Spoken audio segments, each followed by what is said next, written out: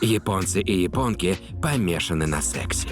Разница в сексе с японкой и в сексе с европейкой просто колоссальная. Они любят разнообразные странности. Возраст согласия 13 лет. Проблем нет, если То вам есть 13 лет. 14-летняя девочка может за деньги ходить на ужин с мужчиной. Элитные любовницы гейши поговорят с тобой за деньги, так как проституция официально запрещена. Но Оральный, анальный секс не считается за проституцию как таковую. Правда, что ли? Да, а виртуальные любовницы ублажат вас с экранов гаджетов. А сколько это стоит здесь, например? В этом выпуске мы встретились с японскими эротическими моделями, Какая самая откровенная ваша фотография? поговорили с людьми, которые прожили в Японии много лет и узнали все интимные секреты ночной жизни скрытных японцев.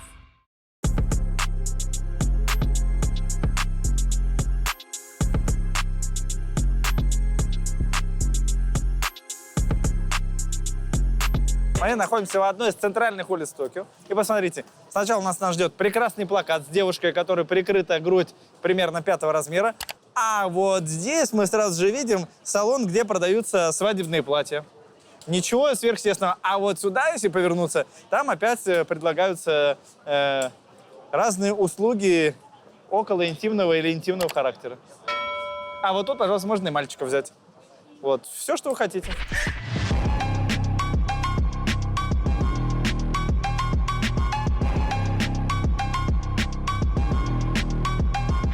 Привет, привет. я Паша. Кирилл. Приятно Кирилл. познакомиться. Так, куда ты нас привез? Рассказывай, что Привез это. я вас в район Кабукичо. Вот, это один из районов Шинджику. Вот, как раз-таки славится этот район огромным количеством злачных заведений в Японии. А что значит злачное заведение? Там побухивают или что? Побухивают в том числе. То есть вы можете посмотреть по сторонам. Это огромное количество изакай, каких-либо массажных салонов, каких-либо японских порно-кинотеатров, фетиш-заведений. Подожди, массажный салон это просто? Или там В секс-услуги? Японии массажные салоны делятся на два типа. Ага. То есть понять, какого плана массажный салон, вы можете по его вывеске. То есть если вы видите вывеску с красивой девушкой, грудастой, и время работы массажного салона, например, круглосуточно или до часу ночи, 24:00, то это означает, что район, массажный салон, скорее всего, является... С доп. Услугами? Да, с дополнительными услугами. Окей. Вот, то есть если вы видите массажный салон, в котором изображен врач, время работы массажного салона до 6-7 вечера, это... То, скорее всего, это врач. Да, скорее всего, это врач. Окей, а остальные это прям проститутки там работают или что? Что вы имеете в виду под проституцией как таковой? То есть в Японии проституция... секс за деньги. В Японии проституция запрещена. Так, а что Вот. тогда происходит? В Японии запрещена проституция, но под проституцией понимается вагинальный половой акт. Так, а оральный не считается? Оральный, анальный секс не считается за проституцию как таковую. Правда, что ли? Да, то есть мы можем это назвать, скажем так, массаж члена ртом. Вот, и посетить подобные заведения. Вот это, конечно, они молодцы, извернулись.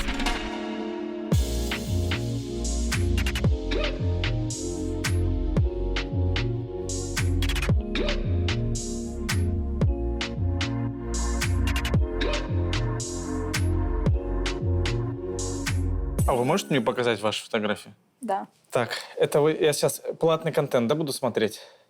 今のファンのコンテンツですか？あ、そうです。こういう。 Да, для фанатов. Вы потом с меня денег спишете? 私はお金を稼げなければなりませんか？何それ。私はお金を稼ぐべきです。Какая самая откровенная ваша фотография?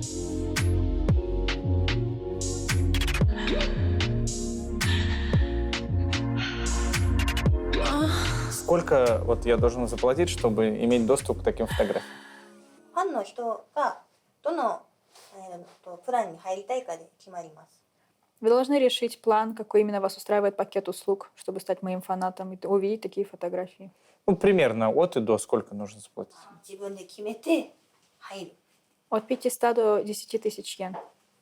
В месяц. 見放題って感じです。 Да, вы заплатите такую сумму и будете платить ее каждый месяц, чтобы видеть фотографии регулярно.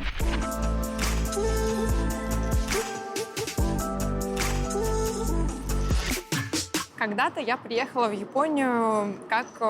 Я учила японский в университете и приехала в Японию как иностранный студент. Правительственный студент, так называемый. Это был достаточно крупный престижный экзамен. Там сдавали все в посольстве при Японии, потом там половина отсеивалась. В общем, там несколько человек рекомендовали японскому правительству. Ну, почему-то выбрали меня, какое-то чудо произошло. И мы были студентами. Когда я переживала на уроке, что мне не будет хватать, чтобы там к бойфренду слетать в Европу, наш друг из Франции сказал: Марина, ну в Японии девушки зарабатывают очень легко.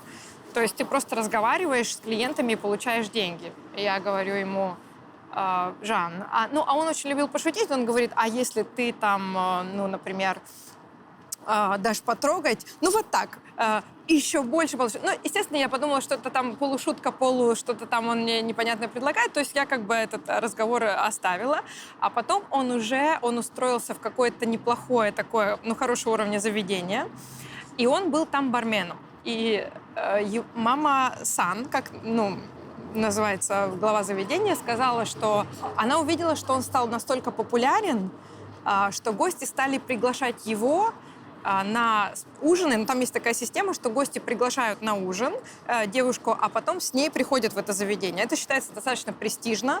Девушка, которая больше всего ходит на ужин, она, ну, более популярна. И гости стали его там и после, и до, значит, угощать. И она сказала, что: Жан, а у тебя там нет никаких, ну, таких симпатичных... Мне бы парочку девушек, которые бы иногда там приходила. Это был абсолютно японский клуб, такой, я бы сказала, средней руки, чуть, может быть, выше среднего, куда приходили такие чинные японцы туда приходили. Но мы-то вообще не знали. Мы не знали совершенно, что бы нас там теоретически могло ждать. И когда он начал со мной этот разговор, я была полной уверенностью, что он мне предлагает проституцию. Япония — это идеальная страна для белого парня. Почему? Все хотят с ним дружить? Белому парню не обязательно посещать какие-то хостел-заведения. Белому парню не обязательно посещать публичные дома. Если белый парень выглядит ухоженно, если белый парень выглядит как среднестатистический житель России, проблем с поиском полового партнера, неважно, иностранки или японки, у него никакой не возникнет. Ты имеешь в виду за деньги? Нет. Вы просто посещаете любой бар, любое ночное заведение, к вам подходят японки, они с вами знакомятся. То есть, если вы блондин, если вы высокий, у вас голубые глаза, вам просто не нужно ничего делать. Вы просто приходите в бар. Сейчас, я чуть не понял. То есть там японки любят русских мужиков? Японки любят иностранцев. Почему? А конкретно белых парней. Почему? Бледная кожа у японцев считается красотой. Более привлекательный. Да, более привлекательный, благородный. То есть традиционно японцы с бледной кожей считались более благородными и симпатичными.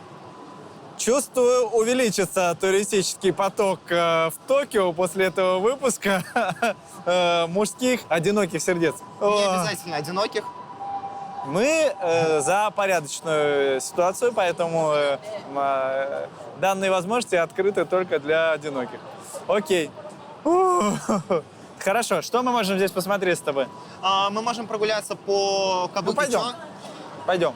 Так, вот это есть Кабуки-чо. Да, здесь это есть вот начало эти нормальные Кабуки-чо. клубы, о которых ты говоришь? Нормальных клубов здесь нет.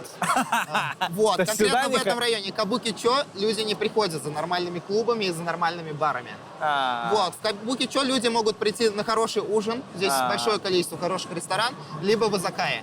Изакая — это японский формат бара. То есть это бар, в котором вы берете отдельный столик, сидите, кушаете и выпиваете алкоголь. То есть это не формат бара, где вы можете кому-то подойти, познакомиться. Как правило, изакая — это распространенное место либо у японских служащих, то есть у японцев распространена такая вещь, как номикай. То есть это ситуация, когда японцы выходят из, скажем так, заканчивают свою работу и идут пить. Вот. Отказаться нельзя. То есть если ваш босс сказал, что мы идем на номикай, это японский тимбилдинг. Да. Очень распространенный. Большое количество японских традиционных компаний работают таким образом. То есть они заканчивают работу в пятницу, субботу и каждую неделю идут на номикай. Друзья, знаете, когда я планирую новые проекты, в первую очередь я думаю, какую пользу я могу принести другим людям. Если вам близок такой подход, и вы хотите делать жизнь других людей удобнее и легче, интересуетесь технологиями, то я рекомендую обратить ваше внимание на Нетологию. Это образовательная платформа, которая уже 3-й год запускает онлайн-программы высшего образования вместе с ведущими вузами России: Высшей школы экономики, РАНХИКС, МИФИ и ИТМО. Высшее образование в Нетологии – это обучение онлайн в любой точке мира, диплом гособразца очной формы, возможность совмещать учебу с работой и семьей. В сентябре 2023 года Нетология запускает онлайн-программу магистратуры с одним из главных технических вузов России – ИТМО. Программа называется «Цифровые продукты, создание и управление».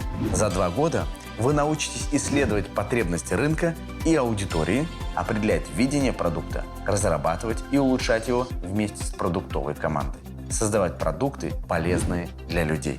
Вы выйдете с портфолио проектов и с помощью в трудоустройстве. Сможете претендовать на зарплату middle-специалиста от 150 тысяч рублей по версии Career Space. Это возможность построить карьеру в IT без технического образования. Переходите по ссылке в описании или по QR-коду и оставляйте заявку на консультацию по программе. Это бесплатно. Здравствуйте. Коничева. こんにちは。よろしくお願いします。 Здравствуйте, очень приятно. Коничева. Я Павел. Павру Томошимас. よろしくお願いします。ゴズです。 Очень приятно, меня зовут Годзу. Годзу. Годзу. Годзу, куда вы нас привели? Где Има мы? Докуни и Маска. 僕たちは今ハウススタジオの前にいます。 Сейчас мы находимся около студии. А что это за студия такая? Дона студия Деска. 一つの部屋にいろんな背景があって、女の子たちがセクシーでちょっとエッチなフェチな写真を撮るスタジオです。 В этой фотостудии есть много разных фонов, и в этой студии снимаются девушки для эротического контента. Какого эротического контента? Дона Шишин Деска, Эру Шишин. ちょっと見ます？ Вам показать? Давайте. Окей.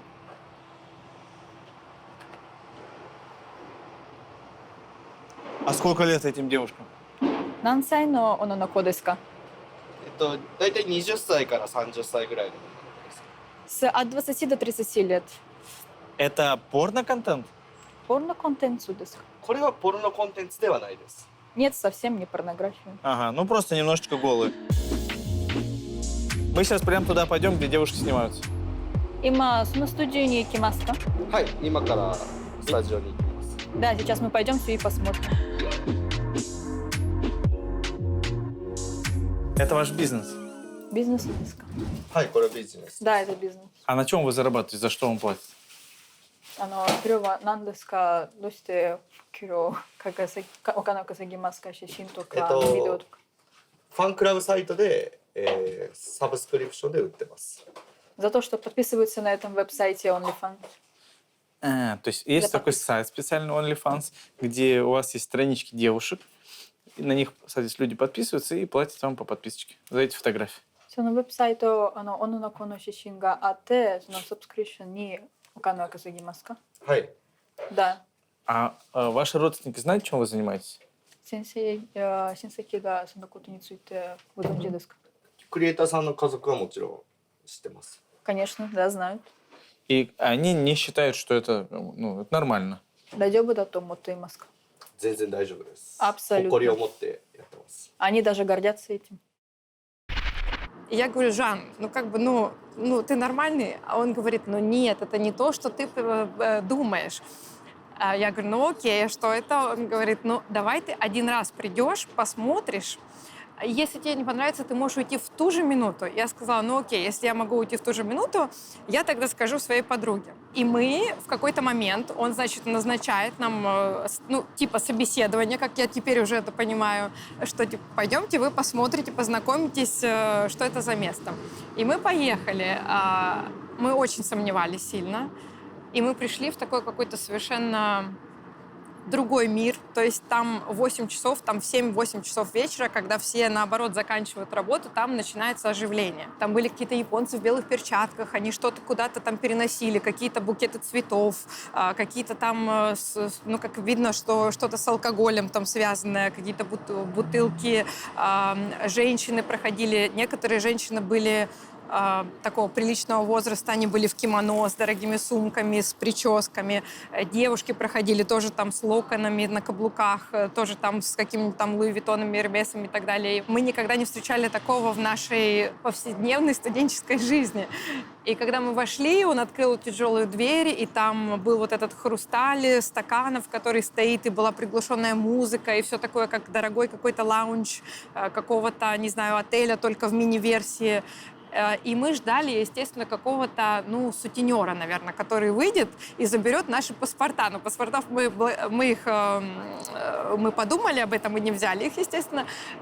А выходит красивая женщина лет, наверное, 40, мы даже не могли определить ее возраст, с красивыми белыми зубами, да, там с красивыми кольцами на руках, в очень элегантной одежде, и она там мило улыбается, там приглашает нас присесть. У меня не было тогда хороший японский, к сожалению. Я там пряталась все за мою подругу, у которой он был лучше, и она начала нас спрашивать, да, можем ли мы приезжать туда, например, раз в неделю. А мы начали, соответственно, спрашивать у нее, потому что нам вообще не было понятно, что это за место и что здесь делают.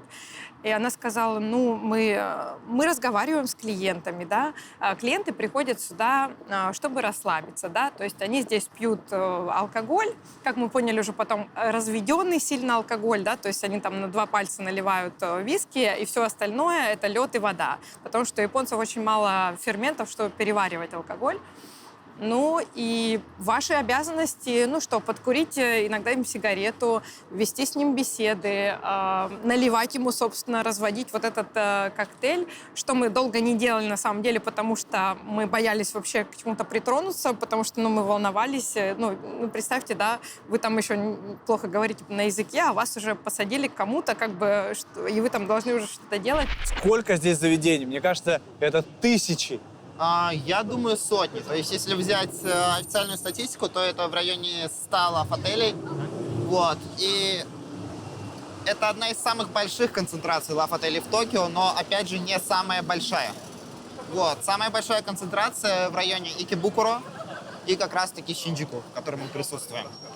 Подожди, несколько таких районов? Таких районов несколько, но если мы берем районы со злачными заведениями, то это Шинджуку, Кабукичо. Вот. Но если мы берем район Икебукуро, то это достаточно безобидный район с ресторанами, изакаями и лав-отелями. То есть вам не оказывают там никаких услуг, просто вы идете с девушкой на свидание и посещаете в дальнейшем уже лав-отель. Друзья, в бизнесе один из основных аспектов – это оперативность решения задач. Однако ноутбук или планшет не всегда под рукой, а быстро обновить данные в Excel или внести правки в презентацию нужно как можно быстрее. Tecno Phantom V Fold – это премиальный складной смартфон. В разложенном виде это полноценный планшет с диагональю почти 8 дюймов. Это одновременно и планшет, и смартфон. Этот смартфон – удачный выбор для бизнес-задач. Большой экран, работа в 2 приложениях одновременно, высокая производительность и сразу 5 камер. У смартфона премиальный дизайн, корпус изготовлен из переработанных материалов, расцветка черный графит из переработанных пластиковых волокон, белое золото из прочной эко-кожи. Tecno Phantom V Fold идеален для офисных приложений. Есть возможность разделить основной экран на 2 части для работы в 2 приложениях параллельно. Если вы хотите стать обладателем смартфона Tecno Phantom V Fold, переходите по QR-коду или по ссылке в описании. Ты здесь сколько живешь? Я живу здесь 7 лет. 7 лет. И так, скорее всего, у тебя были интимные отношения с японкой? Да, конечно. Конечно.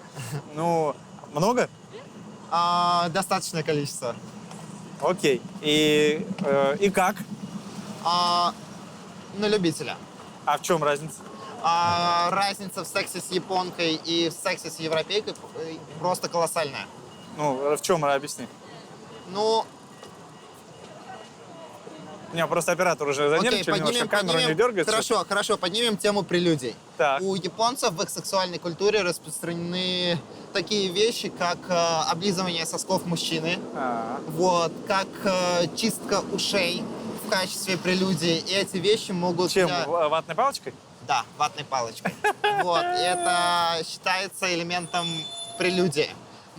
вы можете найти злачные заведения, смысл которых заключается в том, что вы приходите, вас встречает девушка, которая одета в какую-нибудь милую юбочку, рубашечку и так далее. Вы ложитесь ей на коленочки, она с вами разговаривает и чистит вам уши, да. Не оказывая никаких, кроме этого, услуг. Ай, господи, ужас какой. Когда-нибудь этот мир перестанет меня удивлять? Так, что дальше? Хорошо, кроме того, что они уши... Ничего, просто чистят. разговариваете, они почистили вам уши и все. Не, ты про свой опыт рассказывал. Вот, облизывание сосков, чистка ушей, пародирование... Я не знаю, как я могу это назвать, но я думаю, я могу это назвать пародирование детских стонов. Вот, они меняют голос во время секса, они меняют голос во время в целом разговора с вами. Японки стараются быть миленькими. В Японии понятие красоты, мое мнение, да, что в Японии понятие красоты несколько другое. Но многим Здесь это красивая понравится. девушка это милая девушка. Окей. Это не девушка, которая высокая. Если японец смотрит на девушку, и он может представить то, что она его грубо отошьет, значит, она, скорее всего, привлекательной для него не будет. Так. Один из самых основных как раз-таки признаков красоты в Японии – это милота. Окей. Меняет голос на такой песклявый детский, да? Да, песклявый детский голос, Что еще? чистка ушей, облизывание сосков. Ну, Вот, для так сказать, парней сам процесс? Сам процесс японки, по моему мнению, максимально неактивны и пассивны. Вот. Но мы не можем говорить за всех девушек, мы можем говорить про большинство. Про и личную статистику. Мой личный опыт, верно. То есть просто лежат и ждут? Да. Окей, да. понятно. 今は、自撮りを撮ってます。 Сейчас снимают как раз контент для этого веб-сайта. У вас сколько девушек здесь так работает? 何人ぐらい働いていますか、女の子。僕たちは今、30人ぐらいのチームですね。 Где-то 30 человек команда всего. И эти девушки, они как, получается, на зарплате? Или у них это бонус от того, сколько на них подписчиков придет? Как вообще все это устроено? 給料は何ですか、ステーブルですか、それともサブスクライバーによって違いますか、なんか人気とか。レベニューシェアですね。だから女の子の売り上げによって給料が変わってきます。 Зарплата зависит от рейтинга девушки. Если она популярна, она получает больше. Если нет, то меньше. Сколько так вот девушка может у вас зарабатывать в студии? いくらぐらい稼ぎますか、人人気だったら。によって違いますけど、Все зависит от девушки. Если они популярны, то в Инстаграме они могут заработать 400 тысяч йен в месяц. Нехило так. Радостно. А как вообще девушки сюда попадают? Не считают ли они, что это, чересчур интимно? もともと SNS に写真をアップしてる女の子を Но все деньги заработать хотят, поэтому девушки связываются с ним напрямую, присылают свои фотографии, и уже от их лимита стыда зависит, какую одежду они будут надевать для съемок. О, то есть есть какие-то уровни лимита стыда? イメージに合う世界観に服を合わせる感じです。 Это больше зависит от типажа девушки, от ее внутреннего понимания. А есть как-то вот эти грейды, от этого зависит, сколько девушка зарабатывает, например? И как отличить там первый уровень от второго? セクシーな方がやっぱ稼げると思いますね。 А, конечно, сексуальный контент больше зарабатывает, чем милый. Мы долго не могли понять. Мы задавали вопросы, типа, которые мамы-сан казались странными. Например, мы не могли понять, нельзя же спрашивать клиентов о том, женаты ли они, про их семью, про детей. И мама-сан смотрела на нас и говорила: ну что вы, мы очень хорошо знаем все про наших клиентов, они с большой охотой рассказывают нам про свою семью. То есть здесь это был первый шок, что в Японии это совершенно нормально, то есть что такие заведения существуют абсолютно легитимно, и это часть культуры. То есть японец не скрывает о том, что он ходил куда-то в ночное заведение, но если у него, наверное, нет никаких отягчающих обстоятельств это скрывать, а так прийти со своими сотрудниками, с партнерами, сослуживцами в такое заведение – это абсолютно нормальная статья расходов, огромные статьи расходов в японских фирмах. когда мы много-много у нее спросили, она все дала ответы, мы сказали, мы не были уверены, сможем ли мы прийти туда еще раз, и спросили, а может быть, мы можем попробовать прямо сегодня? И она так оглядела нас легко сверху вниз, а мы были в джинсах, в кроссовках, ну, как студенты ходят, и она сказала, что давайте, наверное, в другой раз, и сказала мягко, что так как это особое заведение, и клиенты приходят сюда, ну, за другой атмосферой, девушки обычно работают в платьях, в чем-то, ну, что джинсы, например, там запрещены, что свитера объемные какие-то там запрещены, что это должны быть туфли. У нас не было такой одежды в нашем гардеробе студенческом, поэтому то, что мы сделали на следующих выходных, мы пошли там в Зару или еще куда-то и накупили себе каких-то там блузочек, юбочек, каких-то, не знаю, платьев, потому что, ну, за неимением. Я еще, знаешь, что понял? Ко мне чаще всего кто на улице подходит и кто смотрит наш контент. Значит, я сижу как-то в аэропорту в Дубае, и подходит ко мне женщина в хиджабе с ребенком, говорит: Павел, мы смотрим все ваши выпуски. А я смотрю, мне так неудобно. Я понимаю, что это мусульманская семья. А я понимаю, что у меня в этот день вышел выпуск «Секс в Южной Корее», где мы снимали интервью с девушкой, которая, ну, сутенер. Я думаю, господи, извините, пожалуйста. Но, друзья, мы, как вы видите, очень все прилично. Мы рассказываем о том, как это в мире устроено, никого ни к чему не подталкиваем, каждый сам принимает решение. Наша задача, ну, погрузиться в реальность, спросить у людей, что как есть, чтобы, ну, показать мир с разных сторон. Это тоже есть. Ну, приехать в Японию и не показать кому-то улицы, где полно продается разных услуг, в том числе интимного характера. Ну, как мы это можем сделать? Но и надо признаться, это, ну, часть нашей жизни. Не стоит этого там стесняться, еще что-то. Наоборот, надо просвещаться, разбираться в этом вопросе. Я, кстати, слышал, что здесь, наоборот, очень плохо с обучением. То есть дети, там, дети в школе, в институте не знают о том, что нужно пользоваться презервативами и так далее. Поэтому здесь там эпидемия СПИДа. Поговорим я думаю, интересно будет поговорить на тему презервативов. Вот. Так. Это распространенная ситуация, и я предупреждаю фактически каждую иностранку, подругу, которая приезжает в Японию, будь осторожна при сексе с парнем-японцем. Так. Вот. В Японии парни не очень любят использовать презервативы, вот, но не потому, что они о них не знают, а потому что они понимают, что последствий, если они не будут использовать презерватив, для них практически нет никаких, за исключением венерических заболеваний. Вот. То есть, если в России ты переспал с девушкой, она забеременела, то девушка может подать на алименты. То в Японии она может подать алименты только если ребенок рожден в законном браке. Следовательно, последствий в виде ребенка для парня нет никаких. То есть, типа, сама виновата? Сама виновата, да. И это полностью ее ответственность. Офигеть. Меня Паша зовут. Павру Тумосимас. はい、はじめまして。My name is Airi. Oh, you speak English? I cannot speak English. Small. Ну, совсем немножко разговариваю на английском. Меня Айри зовут. А у вас много вот фанатов вашей онлайн-деятельности? Сколько у вас подписчиков? あれ、19万人ぐらいです。 В Инстаграме 190 тысяч человек, а на сайте FanClub 120 тысяч человек. 120 тысяч — это платных подписчиков? その中の大体何パーセントだろう。20 Не обязательно, чтобы все подписчики платили деньги, но если подписчики, которые платят деньги, они называются моими фанатами, их всего где-то 3600 человек.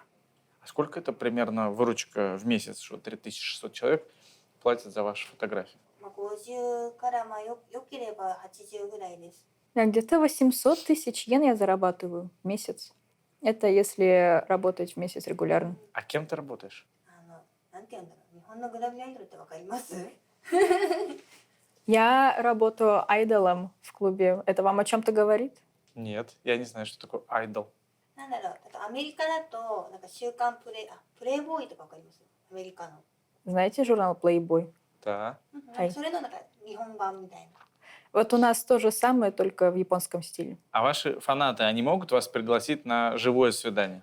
ほとんど本当にオンライン上だけでの接点なので、 Нет, на свидание они меня не зовут. Всю работу я делаю онлайн. А есть какая-то граница услуг, на которую вы точно не пойдете? グラビアアイドルがやってた時代のレベルの、なんだろう、レギュレーションでやってます。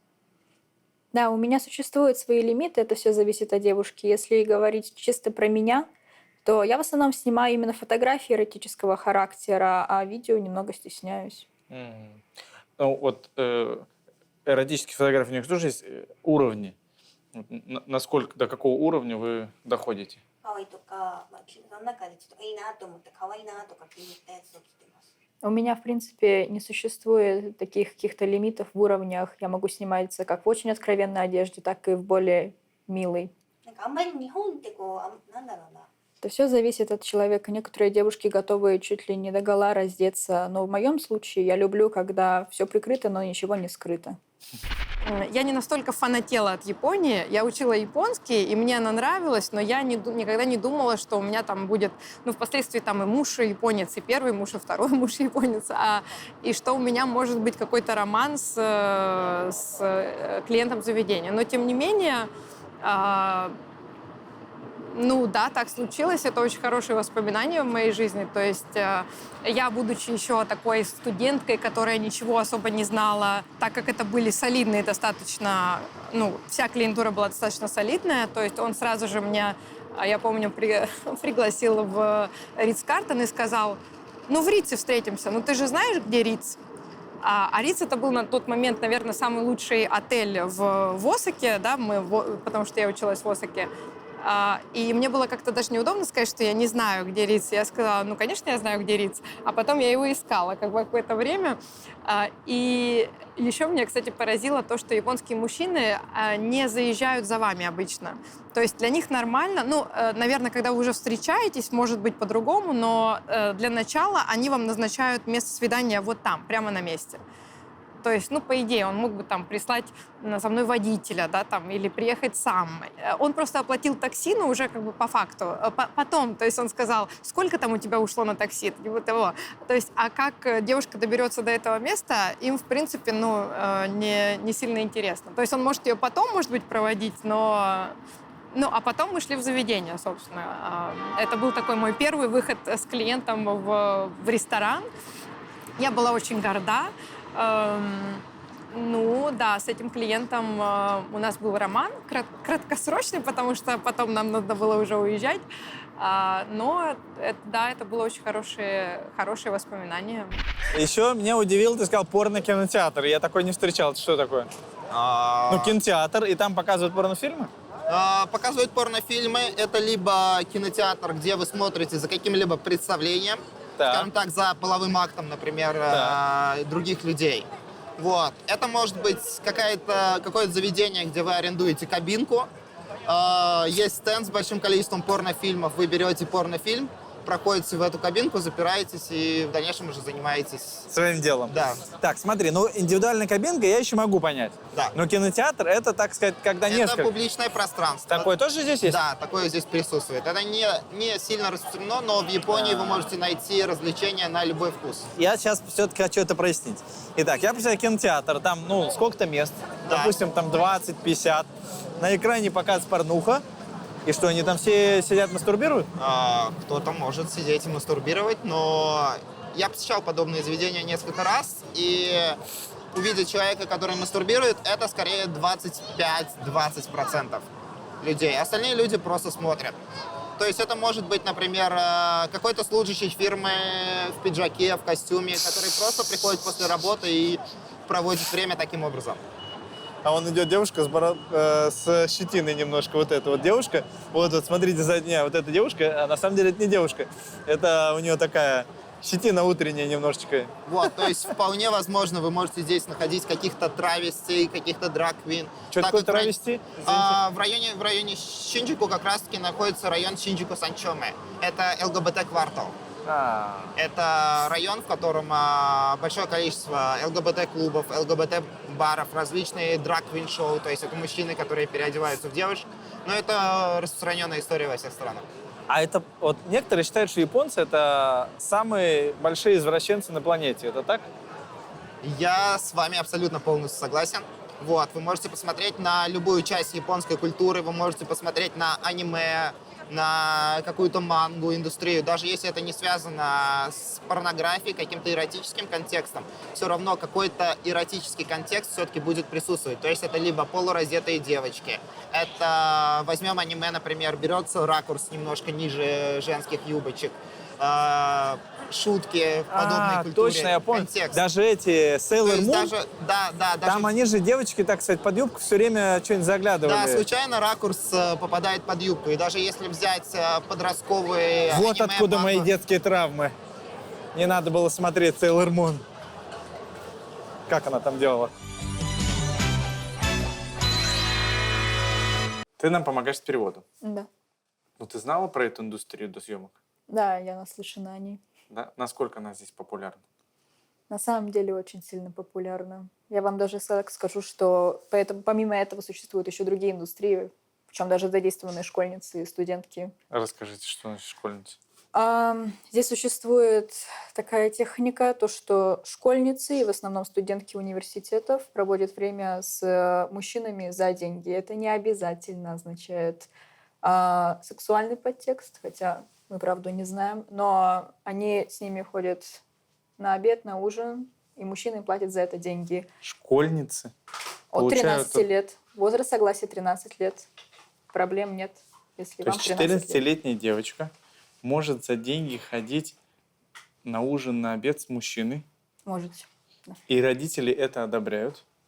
Но не обязательно родителям знать, особенно если вам уже 13 лет и больше. То есть можно это не обсуждать с родителями даже.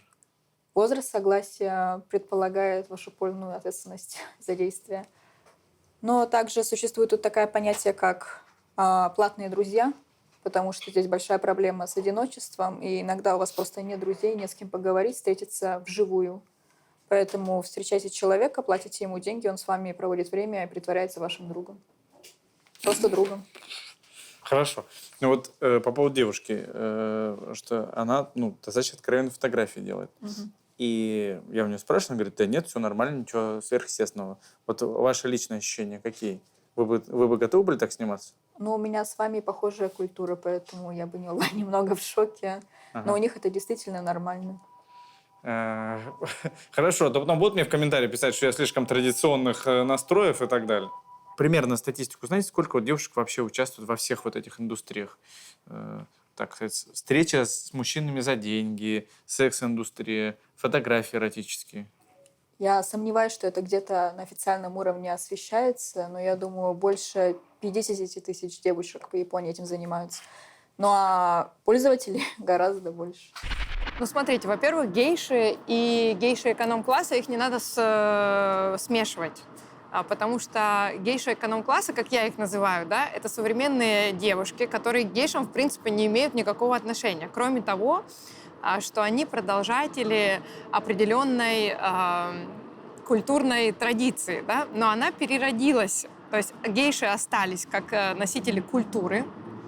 Они, можно сказать, их в Красную книгу можно завести. Они обитают в определенных, ну там, например, в Киото, там в нескольких местах, да, там в Канадзава, в городе. Ну и, собственно, все.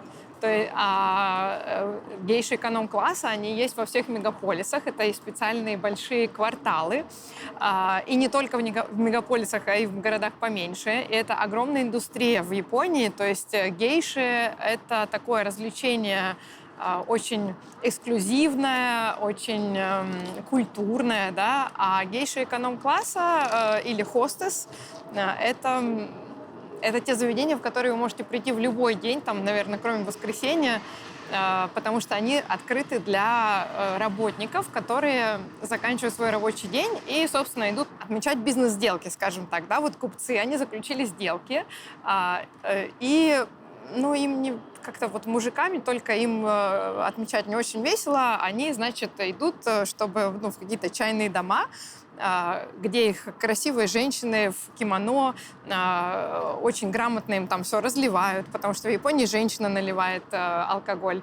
Они с ними вежливо беседуют, ведут с ними там какие-то интересные разговоры. И женское общество, оно, ну вот как русские там к цыганам куда-то ездили, да, то есть оно всегда вносит какое-то оживление в мужской бизнес-круг. А вот это вот, смотри, вот это вот там девчонки такие нарисованные и моргают. Это что значит? Это как- Кирари. Это кафе как раз-таки, где вы можете пообщаться с какими-либо девушками. А что значит пообщаться? Я Просто объясню, поболтать? в Японии очень сильно распространена схема не классической проституции, а японец, А служащий фирмы, психологической? скажем так, да. То есть вы посещаете заведение, и вся суть состоит в том, что вы оплачиваете приблизительно 3-4 тысячи за 30 минут, Ага. и вся суть заключается в том, что Это вы сидите примерно с девушкой за столиком. 2000 рублей примерно. Да, это примерно $30. Я не очень умею Окей. перевозить в Ага. рубли. Вот, то есть это приблизительно за $30 вы 30 минут общаетесь с девушкой.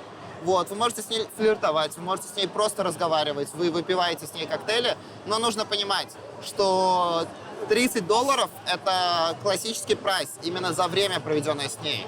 Но вы пьете коктейли, и девушка заказывает себе коктейли, и как раз-таки эти коктейли оплачивает Гость. посетитель. Ага. То есть стоимость коктейлей может быть намного больше стоимости, например, этих 30 минут. Вот. Коктейли небольшие, коктейли не алкогольные, поэтому просто зайдя в это заведение, вы можете видеть девочку, которая пытается с вами разговаривать, Ага. и в то же время выпивать огромное количество коктейлей с огромными скоростями. Ну вот давай, чтобы понять, вот эти девушки, они действительно только общаются? Или это начало общения, а потом ее могут там пригласить куда-то? Я бы сказал, что 90% заведений — это студентки, которым нужна подработка.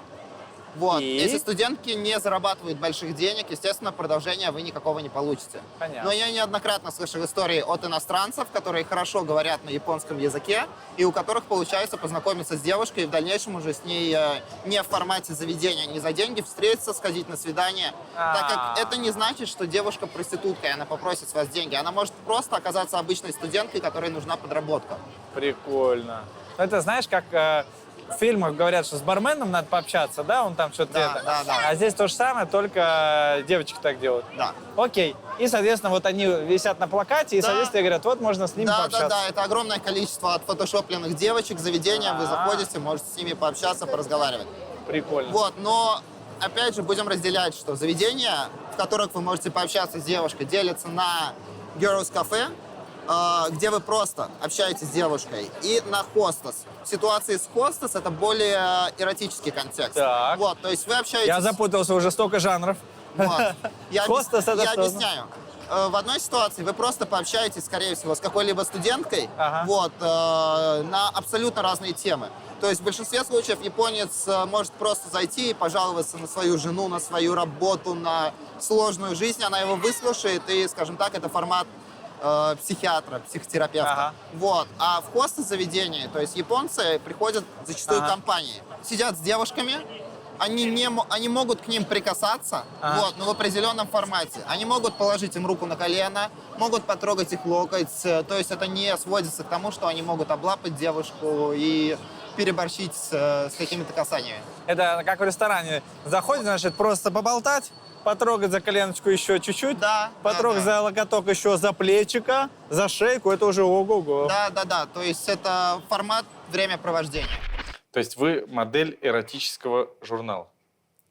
エロクラブのモデルですか？ではなくて難しい。なんか日本ってなんかアダルト、例えば18禁 Не совсем. Я просто работаю в этом клубе и обслуживаю посетителей, в основном мужчин. Что значит обслуживаете? 外国来ると結構その Ну, за границей все представляет из себя одну индустрию, но у нас это подразделяется на несколько видов.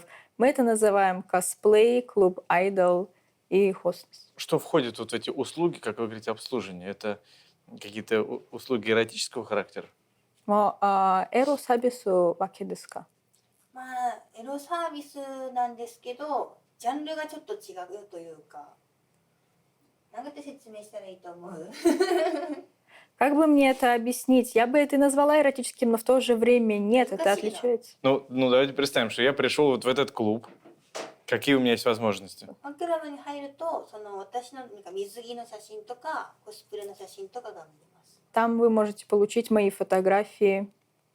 ちょっと1分ぐらいの、まあ、全身のミニ動画みたいな感じです。 Это чем-то напоминает ТикТок. Я там делаю фотографии, снимаю видео, также разговариваю по телефону с клиентами. Подождите, я что-то никак не пойму. Это вживую? То есть я как клиент туда вживую прихожу в этот клуб? 全部オンラインで、グラビアとかのファンクラブ Но это понятие клуба отличается от того, что существует в ваших странах. У нас клуб может быть и онлайн. Там я снимаю фотографии эротического характера, также видео эротического характера, а также обслуживаю клиентов по телефону. За это я могу получать абсолютно разную зарплату в зависимости от качества контента. Я люблю, когда съемки начинаются, но также и когда заканчиваются. Вы пока смотрите это видео, мы сейчас его будем монтировать, и оно уже вот, смотрите, вам доступно. А я буду сейчас лететь домой. И в такие моменты особенно чувствуется благодарность компаниям, которые нас поддерживают. Это не рекламное участие. Это когда компании на месте нам помогают, предоставляют проживание всей группе, переезды, проживание и так далее.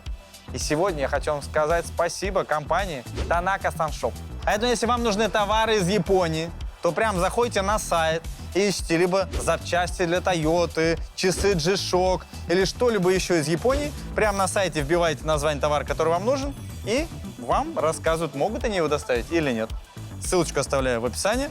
И пользуйтесь продуктами тех людей, которые помогают делать нам контент.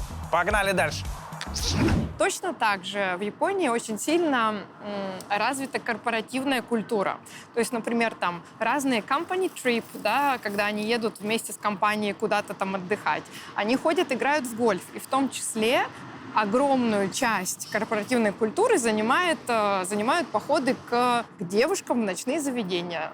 Лаунжи они называются, или клубы ночные. И это происходит на абсолютно ежедневной основе. Туда можно прийти когда угодно, заплатить за это от стальки-то до стальки-то. Очень большой разброс цен, да, потому что от уровня заведения зависит.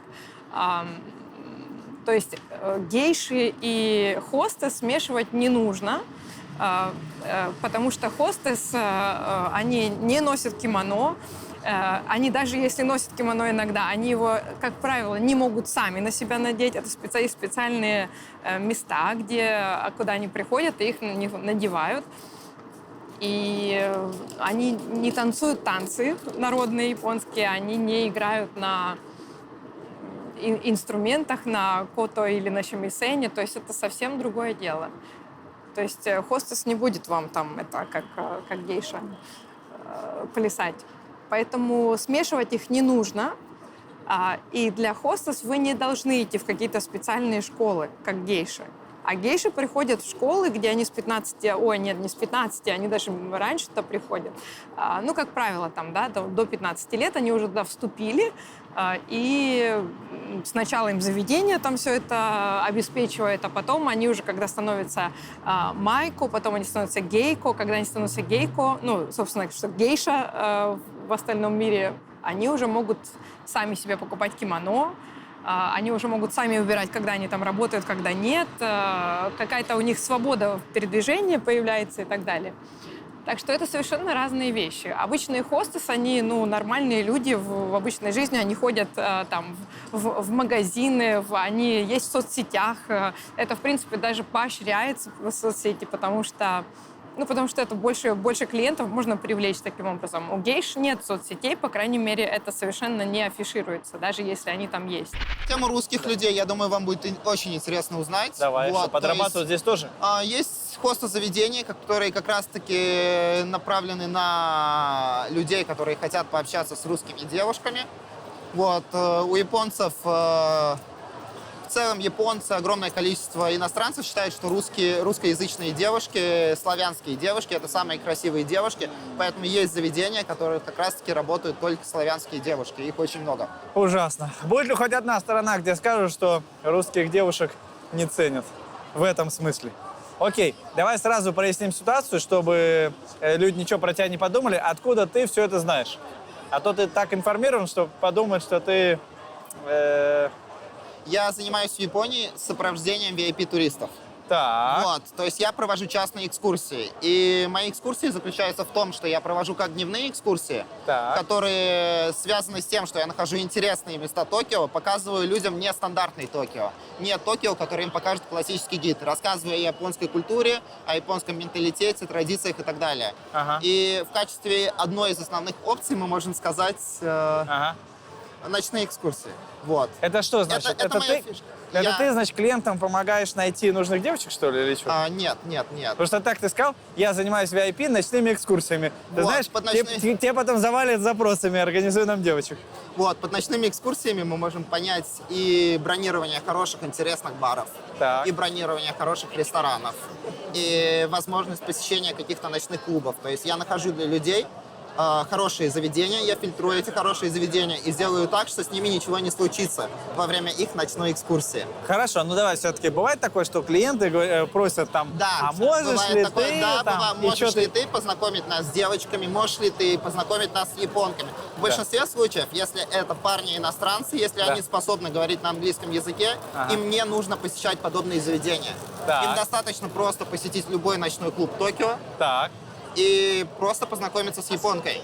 Не обязательно, чтобы японка знала английский язык, и не Ага. обязательно, чтобы иностранец знал японский язык. Всё На происходит калькуляторе достаточно договорятся. легко. Да, на калькуляторе, на переводчике. Это очень распространенная история. Но все-таки давай чуть-чуть ты съезжаешь с темы. Бывает такое, что клиенты у тебя спрашивают, и, значит, Да, как... бывает. Окей. Бывает такое, что они спрашивают. Я даю им правильные советы, помогаю им в поиске заведений и делаю так, что они потратят минимум средств и попадут в меньшее количество неприятностей при поиске подобных заведений. А какие могут быть неприятности?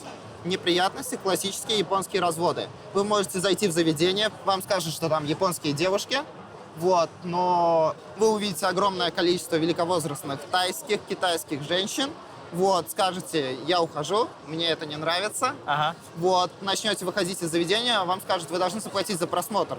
Если вы посмотрели и не взяли, то вы все равно должны заплатить. Мы работали, мы вас сюда Конечно, там проводили. бабули сидели из Таиланда, вы что? Да, да, да. Понятно, то есть надо знать хорошие места, чтобы не Надо попасть. знать хорошие места, надо знать, как безопасно себя вести. И если это турист, который захочет это сделать без гида, без подобного сопровождения, скорее всего, он потратит много денег, получит прекрасный букет на утро и Ага. столкнется, вполне возможно, с японской мафией, полицией или еще кем-то. То есть это вы вживую с клиентами не встречаетесь? 年間でだいたい4回ぐらいそのファンの方とオフラインイベントをして、写真集を手渡しで販売します。 У нас, конечно, и в реальности происходят оффлайн встречи примерно 4 раза в год. И это прекрасная возможность для меня вручить мои фотографии им лично. Но получается, что клиенты покупают либо фотографии, либо видео, либо разговор по телефону. 水着のイメージビデオみたいな、なんだろう、ビデオクリップが見れます。あと電話ができます。 Да, совершенно верно. Существуют разные пакеты услуг. Они могут купить только фотографию, видео, фотографию и звонок. А если это... Сколько это стоит? Вот если я хочу купить фотографию, сколько я должен заплатить вам? のサービスはいくらでしょうか？サービスは500円から1万円の中でファンの方が金額を決めて入会します。 От 100 до 1000 йен за одну фотографию или видео. И дальше, если вы являетесь членом фан-клуба, вы сами определяете цену. Как вы нашли такую работу? その仕事、どのように見つけましたか？もともとなんだろうな、その日本の芸能界ちょっと特殊でファンクラブを 3 года назад познакомилась с членами данного клуба и заинтересовалась этой работой. В чем она вас заинтересовала? 興味にあったというかなんで言うんですよね。なんか日本全体の Нужна была возможность заработать, и если раньше это было оффлайн, то потом появилась возможность в связи с коронавирусом делать все онлайн. Вот так я и попала сюда. Конечно же, в тех топовых заведениях, где там приходят якудзы, разные топ-менеджеры или владельцы собственного бизнеса. Топ-менеджеры еще более-менее пристойные в Японии, а владельцы собственного бизнеса их никто не контролирует. То есть, естественно, что там, где вовлечен алкоголь, где женщины, где ночь, тоже все спрашивают, гейши проститутки или не проститутки? Ну, как бы, смотрите, вообще нет. Но, опять же, там была тонкая грань, там были еще, там, допустим, ойран и, собственно, проститутки, как бы, которые уже градация, да, была. То есть гейши вроде как, да, они только танцуют, а те, например, не танцуют.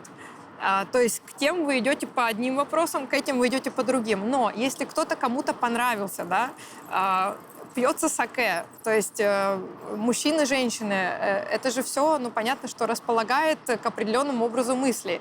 Поэтому если кто-то кого-то влюбляется, там, кто-то очень кому-то нравится, кто-то может хотеть с кем-то уехать из этого заведения, да, и мамы-сан, они могут способствовать, то есть, ну, им-то как бы, в принципе, все равно, они ратуют за заведение. Поэтому, например, я знаю, что была история, когда на одну девушку был даблбукинг после закрытия заведения. И гость был настолько зол, что кто-то уехал с его девушкой, с которой он хотел вернуться, а мама и лучшие девушки пошли с ним в какой-то бар, развлекали его как могли, но все равно как бы не входил он в нормальное состояние. И приезжает эта девушка через какое-то время. Распахиваются эти двери бара, и она делает так называемую догеза. В Японии это когда, может быть, вы видели, когда на коленях и вот так головой делают в пол. И вот она, вот, значит, вот таким образом туда входит, а у нее волосы мокрые еще. Ну, то есть волос капает. То есть она из душа недавно. Но такое тоже есть, и это... Но поймите, что это не во всех заведениях. То есть, скажем так, по моим ощущениям, ну, скажем, процентов там 75-80 заведений работает только вот то, что вы видите, what you see is what you get, как бы, да, то есть то, что вы видите, вот это и все, собственно. А есть еще как бы там небольшой процентов там 10-15 каких-то очень дорогих мест. Опять же, они могут работать по разным политикам, да, то есть в каком-то все будет совершенно нормально, а в каком-то будет немножко как бы crazy в плане того, что там вращаются очень большие деньги, и, соответственно, ну, девушки идут на многое ради того, чтобы ну, там, свой норматив отработать или заработать больше денег. Это тоже есть. А вот смотри, вот мы сейчас идем, тут прямо на каждом шагу вот такие плакаты. Welcome. И вот написано, вот... Да. Я Вот думаю, что вам это не нужно значит? спрашивать, что это такое. Все максимально очевидно. Это секс-услуги или это просто Да, это массаж? секс-услуги. Вполне возможно, что это будет тайский массаж с хэппи-эндом. Вполне возможно, что это будет какое-то продолжение. То есть нужно заходить, узнавать, и в зависимости от девушек вам могут предложить разного формата услуги. А сколько это стоит здесь, например? Вопрос про японок, про иностранок. Ну, давайте этих рассказывайте. Смотрите, если мы возьмем японок, то это от 400-500 долларов. За? Вот, за 1 час.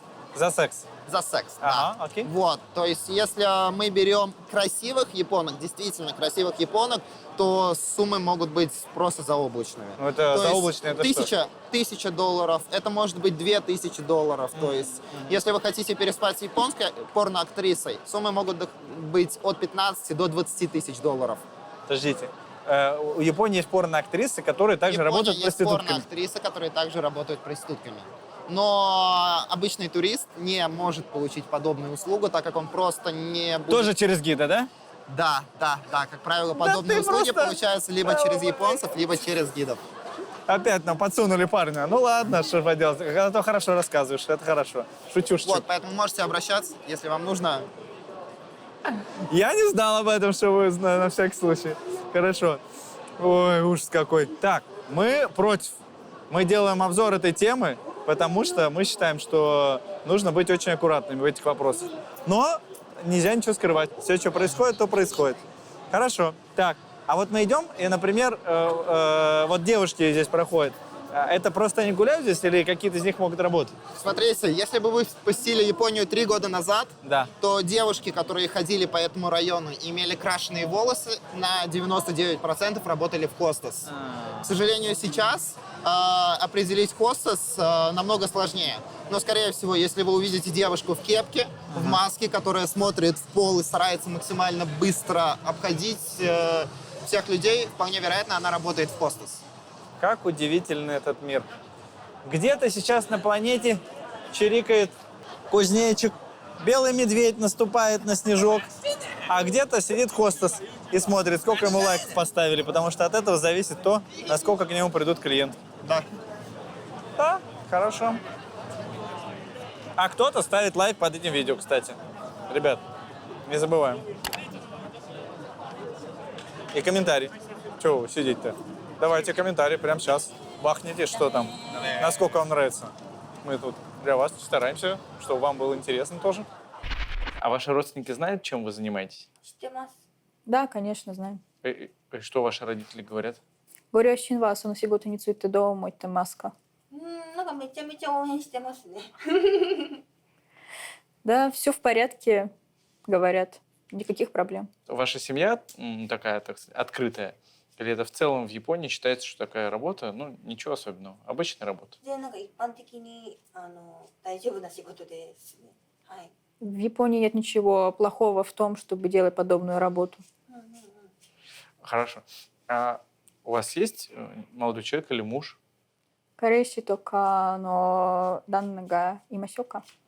日本ではアイドルなのでそういう方はいらっしゃらないです。 Из-за того, что я айдол, нам воспрещается иметь парней или мужа. Ну, в будущем вы же как-нибудь выйдете замуж. Как муж может относиться к такой работе? 人によると思いますね、多分。全然なんかなんて説明しますか。日本とか台湾とか。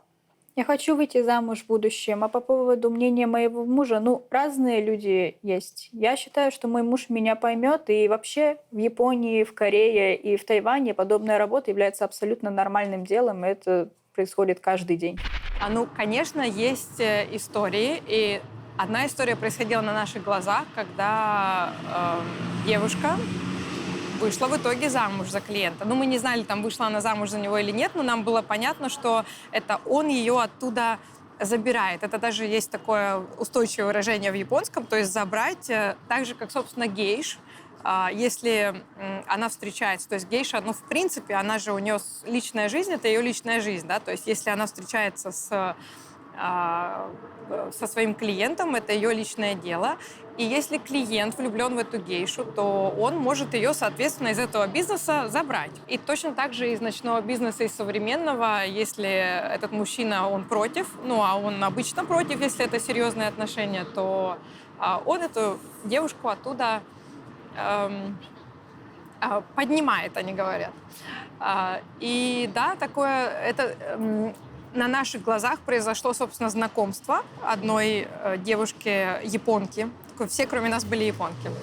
С таким серьезным мужчиной, владельцем строительного бизнеса. И мы даже не знали, мы никак не понимали, что между ними что-то происходит. Да? То есть никаким образом это не было видно в их общении.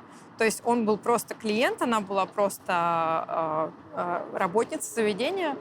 А потом был день, когда было объявлено, что это ее последний день, все несли букеты, а все остальные ее клиенты пришли. Букетов было столько, что я думала, она начнет, наверное, цветочный бизнес, потому что они не входили в заведение, они стояли и на улице тоже, но она была очень популярная девушка. Вы можете понять, что относится японка к хостес или к подобным заведениям в зависимости от того, как она реагирует на камеру.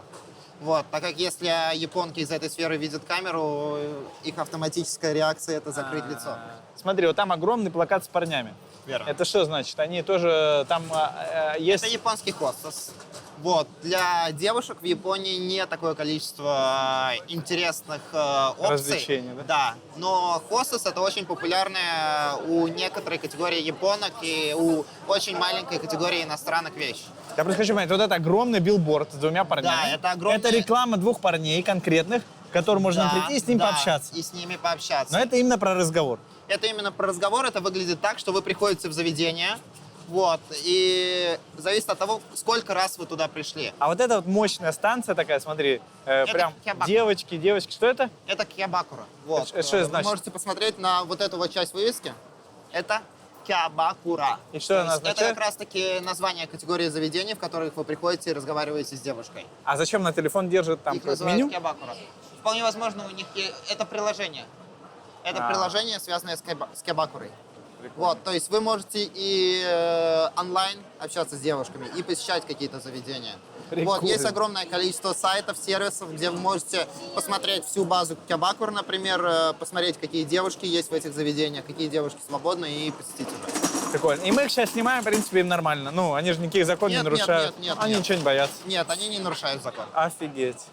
И вот там дальше вот тоже ниже плакаты, несколько парней. Да, это это- все тоже вот можно, значит, Да. заказать разговор с ними. Это японские хостес-клубы, да. Как раз-таки мы сейчас переходим в район, в котором большая концентрация хостес-клубов. Это хостес-клубов, связанных с девушками и как раз-таки с парнями. Отдельный район под этот тип, Да, отдельный район под массажи, отдельный район под бордели. Да, да, да. Офигеть. Но японских хостес для девушек и для мужчин отличается.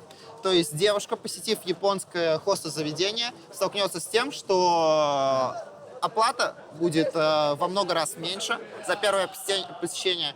Это знакомство с парнями. То есть каждый парень подсядет к ней на 5-10 минут, поразговаривает с ней, выпьет шампанское. И для многих может показаться, что вы приходите, выбираете мальчика и пьете с ним шампанское. Но нет, это не так. Девушка, заказывая бутылку шампанского, сразу подходят к ней все остальные хосты, рассказывают, какая она принцесса, какая она королева, разливают очень быстро это шампанское, и оно заканчивается, можно сказать, за один бокал. Вот, потом еще одна бутылка, еще одна бутылка, еще одна бутылка. И если первое посещение девушки сопровождается минимальными тратами, то повторные посещения и выбор конкретного мальчика, вот, суммы очень сильно увеличиваются. Статистика. Какой процент мужчин не очень будет расположен к такой профессии? まあ理解してる人はあんまり気にしないかなって感じ。 Мне очень сложно сказать, какой именно процент. Обычно мужчины ничего против не имеют того, чтобы девушки занимались такой работой. Но если парень с особыми тараканами в виде гиперконтроля, то, ну, я думаю, такая бы девушка и не имела возможности начать эту работу, так что ничего не могу сказать по поводу статистики. Я просто хочу понять, ну, культурный опыт. Например, в России, я думаю, что таких мужчин 97% не захотели бы, чтобы женщина таким занималась. Там, в арабских странах, там, например, в Дубае, я думаю, что это 100% местного населения, они такой не primут.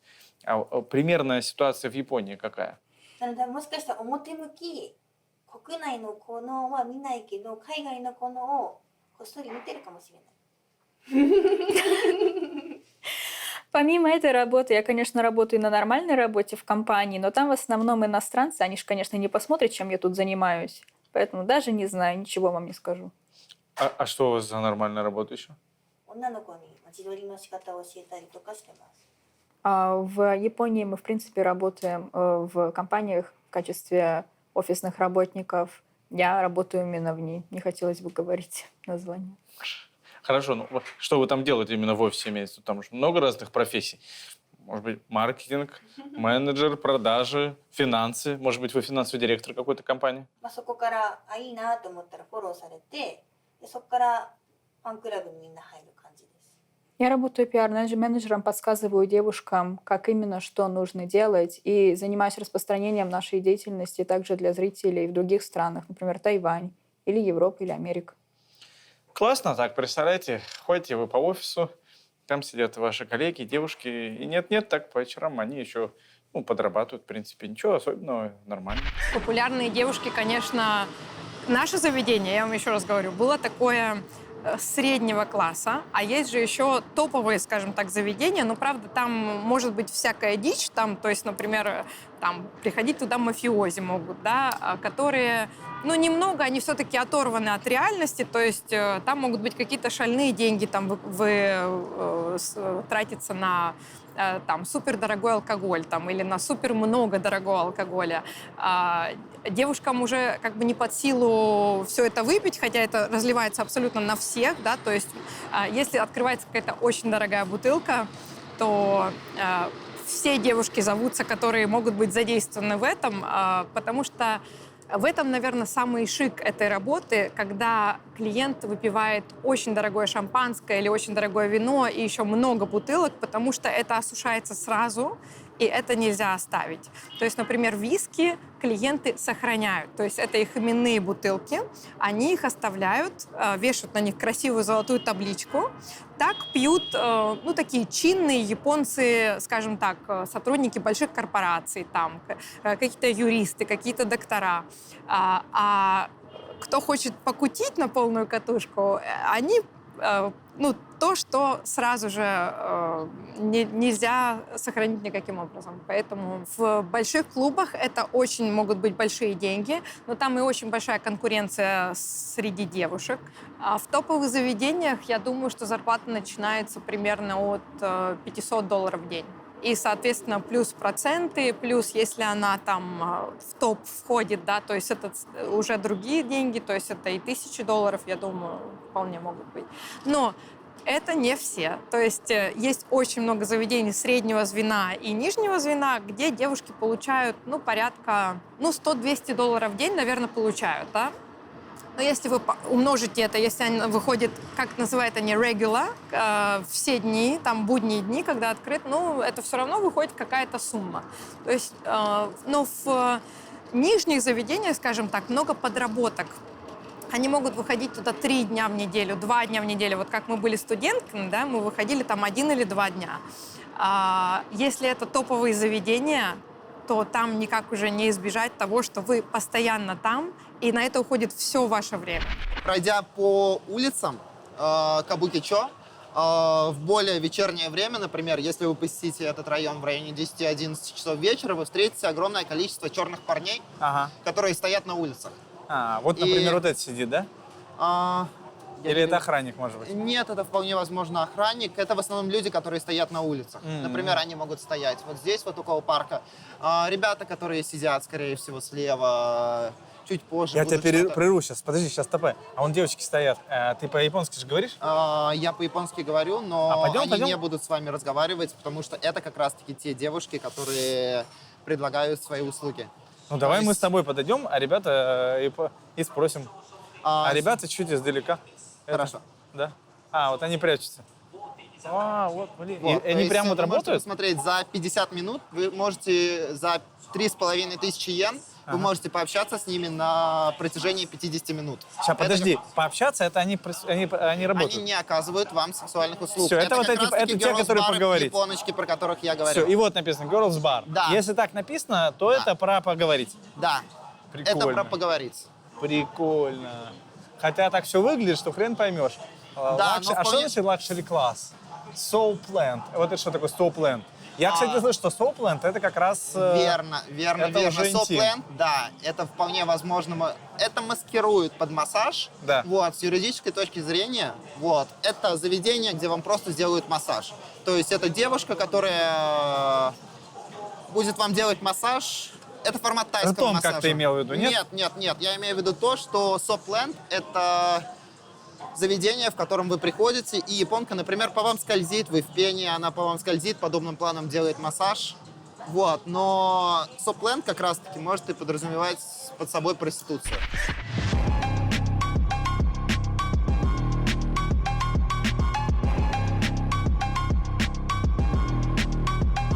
В Японии есть закон о сталкерстве. То есть вам запрещено преследовать другого человека. Это связано с тем, что японцы периодически могут начать преследовать какую-то девушку. То есть большое количество подруг иностранных сталкиваются с подобными ситуациями, что с ними пытается познакомиться японец на улице. Нет, что такое преследование просто? Я думаю, что везде запрещено. Нет, в России вы можете ходить за человеком, и вам за это ничего не будет. Вы не совершаете никакого преступления по отношению к человеку. Если просто за ним идете. следишь, да, вот так? Да. А здесь, где граница? Слежу или не слежу? Вот ты сейчас за мной следишь или нет? Я думаю, это должно поступить обращение в полицию. Если будет доказано то, что человек, например, ему не нужно идти домой в эту часть, а он доводит девушку до дома, например, то это можем приравнять под сталкерство. Например, вы можете направиться за какой-то японкой и подснимать ее, и она может обратиться в полицию на тему того, что ее преследует. То есть если просто даже снимать ее на видео... Но вы, она если вы идете вот за так ней вот. и снимаете, да, вы можете достать свой телефон, направить на нее, идти за ней, и это может всё, уже приравняться сразу. под закон о сталкинге. Хорошо. Несколько еще вопросов. Сколько вам лет? でも最近コスプレイヤーとかも年齢を Я храню свой возраст в строжайшем секрете. Но вы примерно знаете, от 20 до 30, вот и гадайте. Ага. Бывает, что дарят вам подарки? 会社に郵送で届きます。 Да, мне дарят подарки. Какой самый необычный подарок вам подарили? ハイブランドを送ってくださる方もいます。いろいろ。 Думаю, то, что это была сумка Луи Виттон, и сапоги Брабада о чем-то да договорит. Представьте, что видео будут смотреть люди, которые более традиционных культур придерживаются. И для них такое поведение, это, может быть, даже не очень прилично. Что бы вы могли таким людям сказать? まああれですね。自分だけの時間の時にこっそりスマホを開いてふふふって見るのがいいと思います。個人的なお楽しみにするのがいいかなと思います。 Просто расслабьтесь, получайте удовольствие от жизни. Окей. Спасибо большое, что уделили нам время. Дайте мне 5. いえ、Аригато гозайма. ありがとうございます。 А можете сказать «подписывайтесь»? ポッド PC バイツ Подписывайтесь. YTC? 発音が良すぎて。 Подписывайтесь. パッド PC バイビス。 Thank you. Thank you. И я вам скажу, что заведения очень отличаются от мамы Сан. То есть, если, например, наша мама Сан была такая чинная, степенная, не склонная к буйным, не знаю, каким-то напиться и танцевать, задрав кимоно, да, нет, я утрирую, но есть, конечно, мамы Сан, которые сами любят погулять с клиентами, покутить, и это, соответственно, политика заведения, да. Наше заведение закрывалось, в принципе, почти по часам, то есть оно работало до 12 в час, это были самые последние клиенты, которые могли быть. А есть же клиенты, которые открыты до 2, до 3, и все очень активно происходит после 12. И есть мамы Сан, которые, например, одна мама, которая, кстати, была наполовину китаянка, может быть, это тоже имеет значение.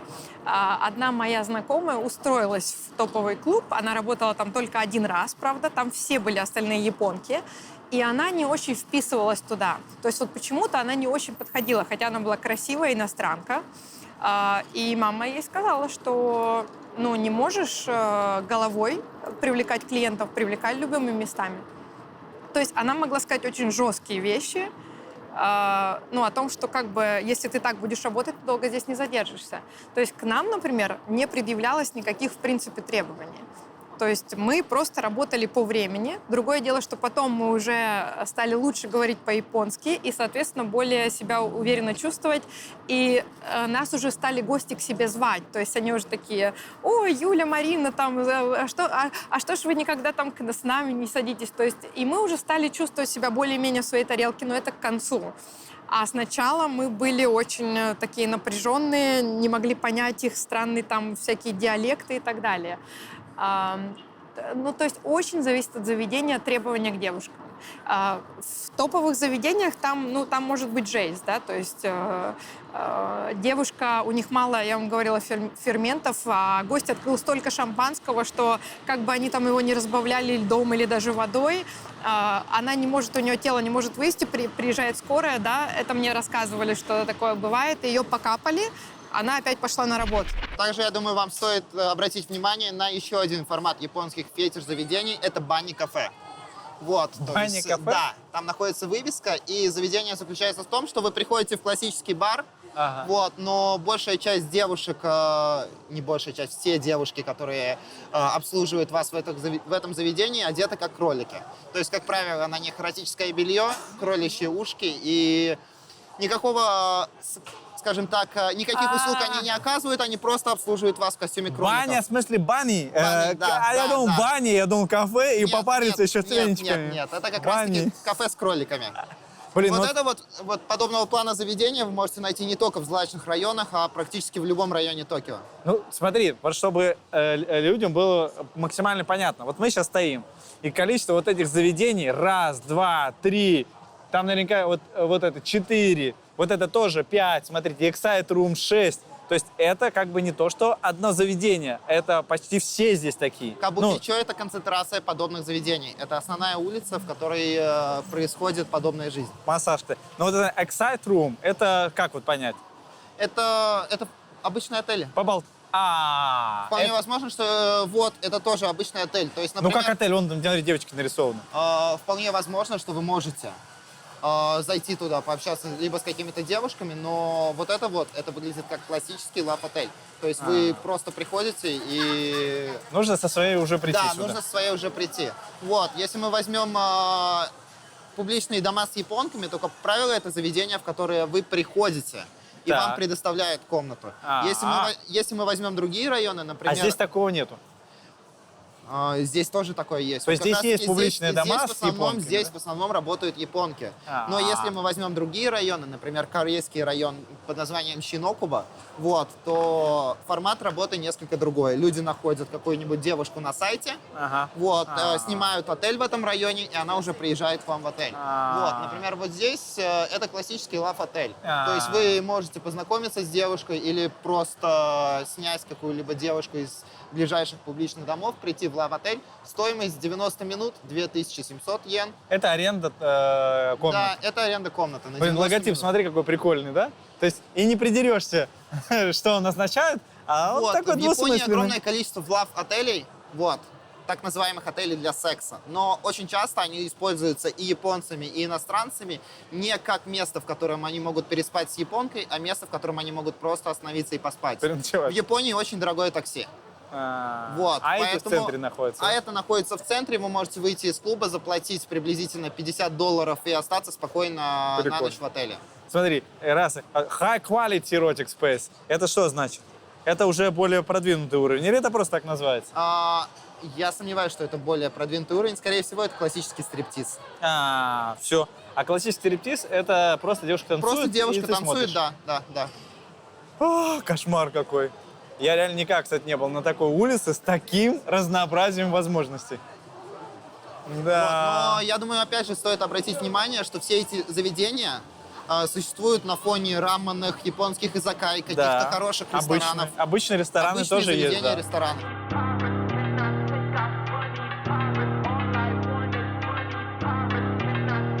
Поговорим о еще одном интересном формате японских заведений. Достаточно новым и не сильно распространенным, но развивающимся достаточно быстро. Это бордели с секс-куклами. В смысле? Ну, вот эти надувные резиновые, которые Это ультра детализированные дорогие куклы. То есть, если- силиконовые такие, да, как силиконовые, полноценные. в которых все вены видны, то есть максимально идеальные дорогие секс-куклы. Вы приходите, снимаете номер, получаете эту секс-куклу. Офигеть.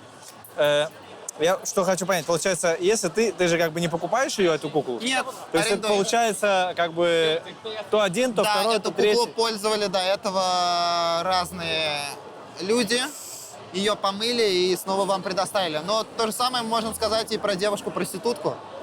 Ну да.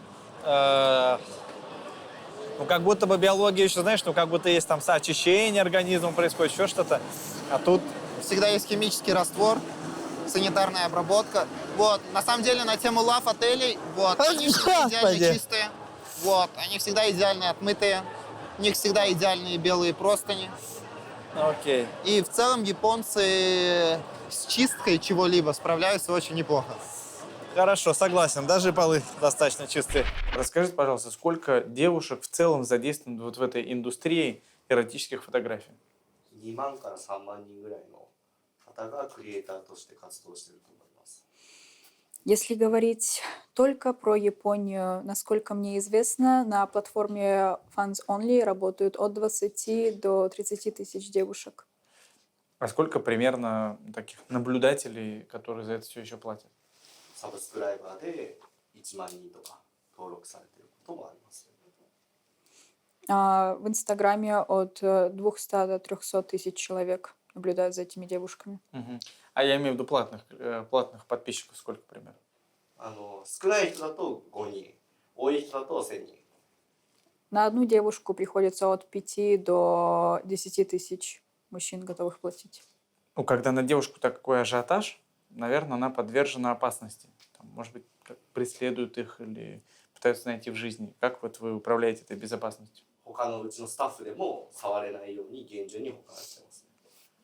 Мы очень тщательно охраняем персональные данные этих девушек, а также следим, чтобы даже работники нашей компании не касались их. であとなるべくこういうスタジオで撮るようにしてて、 Мы снимаем только проверенные студии, которые мы знаем. Иногда я могу присутствовать, чтобы лично обеспечивать безопасность девушек. И иногда они могут приходить сюда сами, но эти студии всегда проверены, всегда оплачены и зарезервированы заранее. То есть ваши клиенты даже не знают адрес этой студии и не смогут найти сейчас, где мы? お客さんここのスタジオに来るわけではないから、そこはあんまり気にしない。 Конечно, если они попробуют побольше разузнать об этом, может быть, они и найдут. Но случаев подобных, чтобы они приходили сюда, пока не было. Супер! Спасибо, что уделили нам время и посвятили нас в этот мир. 教えてくださってありがとうございます。ありがとうございます。Спасибо большое.